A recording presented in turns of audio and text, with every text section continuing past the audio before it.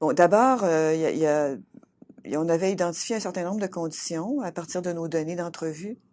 D'abord, il faut que l'ensemble de l'équipe soit partie prenante du projet, hein. Il faut qu'il y ait une adhésion, si on veut, de l'ensemble de l'équipe enseignante pour s'embarquer dans une telle démarche. Il faut s'entendre sur des orientations pédagogiques de départ. Euh, donc, expliquer qu'est-ce qu'on entend par approche programme, s'entendre sur ce que c'est, qu'est-ce qu'on entend par cela, quel genre de stratégie pédagogique on veut privilégier. Est-ce qu'on est prêt à faire cette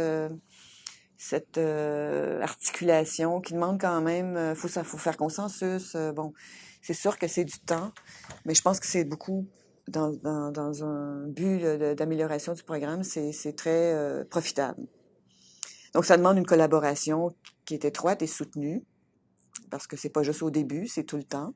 Il faut se réajuster au fur et à mesure. Il faut qu'il y ait des mécanismes assez souples pour permettre on se laisse un peu de souplesse pour parfois changer des choses en cours de route dans le programme, dans le déroulement de la formation. Il faut mettre du temps.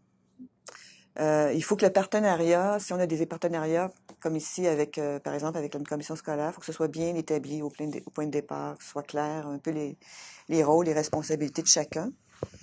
Et puis, évidemment, comme je disais tout à l'heure, ça prend des règles un peu souples pour... il faudrait qu'il y ait des règles assouplies dans les structures universitaires pour qu'on puisse faire place à l'innovation pédagogique.